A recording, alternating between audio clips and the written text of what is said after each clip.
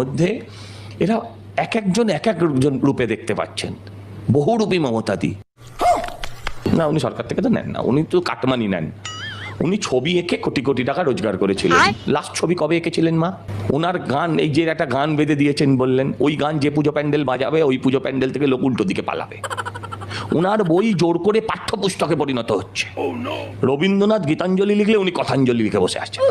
উনি নাকি বইয়ের রয়্যালটি পান, উনি তাই দিয়ে সংসার চালান। আচ্ছা, আমি একটা কথা জিজ্ঞাসা করব, যে আপনি তো কিছুই টাকা নেন না, পয়সা নেন না, আপনি তো বৈরাগী মানুষ।